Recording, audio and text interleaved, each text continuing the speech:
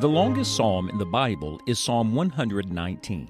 It has been called the Psalm of the Scriptures because it concentrates on one thing: the amazing sufficiency of God's Word for our lives. Open to Psalm 119 today and open your heart to the Lord as we join Scott Pauley in this study. It is our prayer that through God's truth you will find all you need.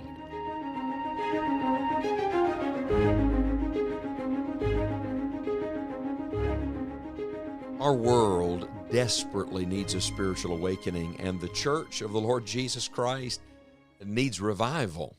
We need a new wind from heaven to blow upon us and a fresh stirring of the Lord. The question is, how does that happen? Today, we come in our study of Psalm 119 to the fourth section that begins with verse number 25.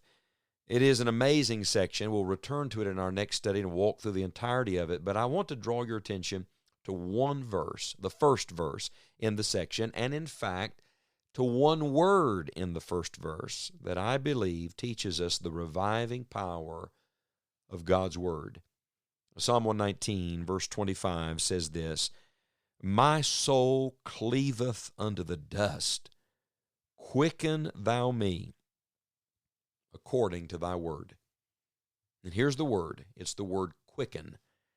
We don't use that word much anymore, but we understand the word quick, to move along, to be carried on, not lethargic, not weak and anemic, advancing. That's what revival brings. It brings a freshness, a fullness, an awakening. Oh, do you long for that, for your own life, for your family, for your church, for the area where God has allowed you to live and labor? We desperately need God's quickening. And in fact, it is a Bible word that is used frequently throughout Scripture. And let me show you what I mean.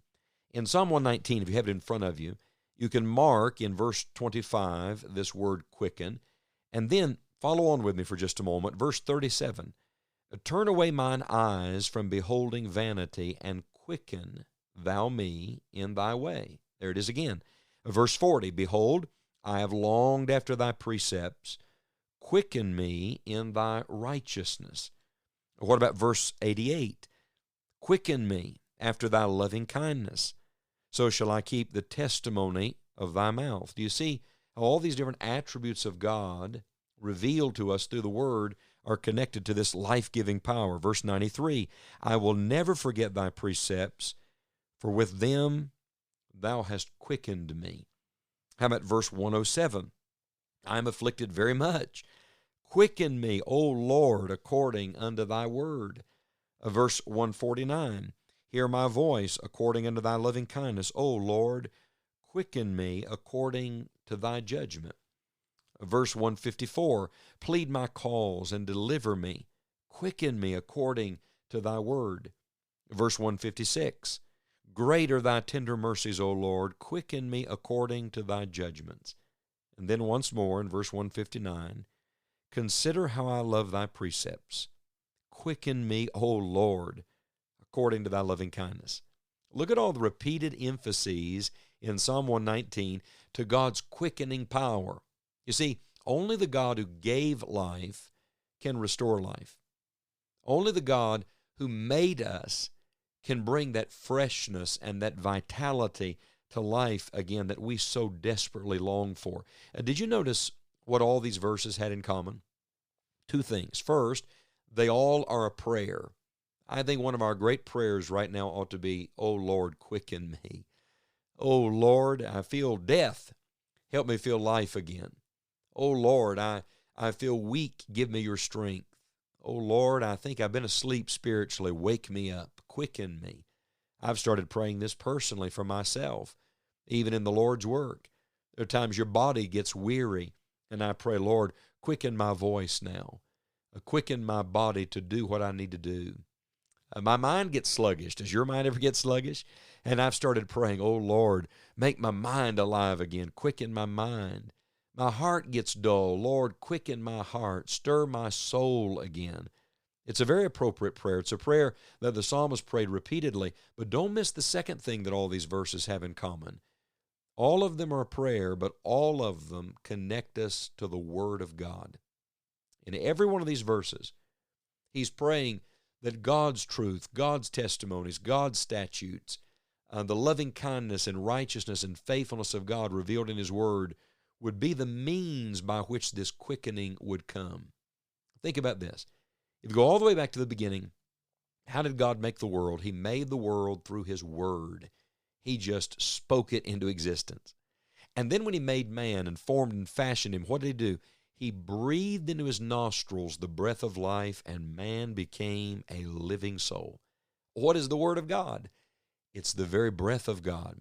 All Scripture is given by inspiration of God. The word inspiration literally means God breathed. He breathed it out.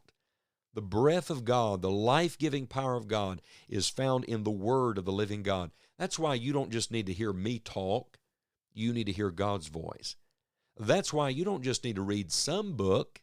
You need to read God's book, because God's book that brought creation, his Word that brought creation, his breath that brought creation, makes us a new creation. Think of this. How are people saved? The Bible says we're born again, not of corruptible seed, but of incorruptible, by the Word of God that lives and abides forever. There is a regenerating, life-giving power to the Word of God that is seen when we get saved. Well, my friend, even after you're saved, when you need that freshness, when you need that resurrection power, that quickening, I'm going to tell you what you need. You need the Word of God. As I look back over my life, I realize that the times when I have been spiritually dead and dry and dull, and we all get there, have been the times, by and large, I was neglecting the Scripture, or at least I was just giving it a passing glance. I was just doing my duty. Oh, but the times where there was life and joy and power, those were the times that the Word of God was stirring fresh in my heart. Yes, we all need the quickening power of the Word of God. Remember when our Lord Jesus stood in that graveyard?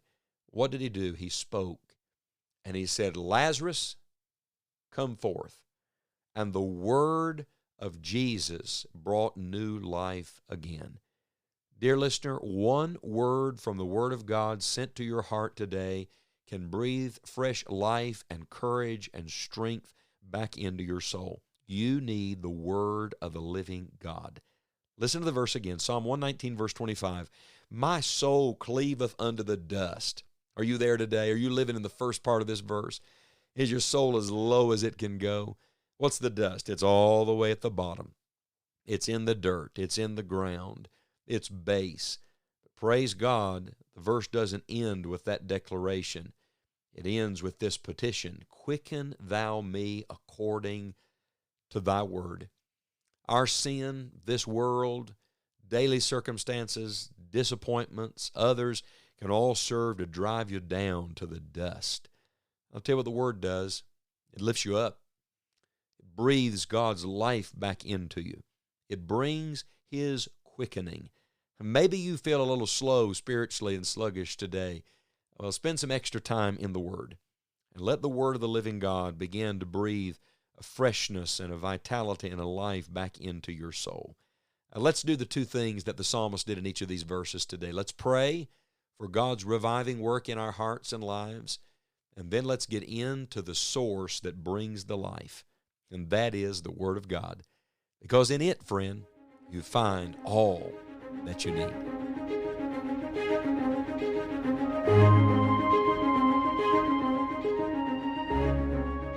All you need is found in the Word of God.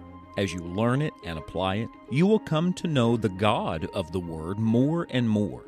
Our prayer today is that you will grow in your understanding of Scripture and your love for the one who gave it. You may find additional resources for Bible study at our online home. Visit enjoyingthejourney.org today. We would love to hear from you. Thank you for your prayers, support, and thanks for sharing the Enjoying the Journey studies with others.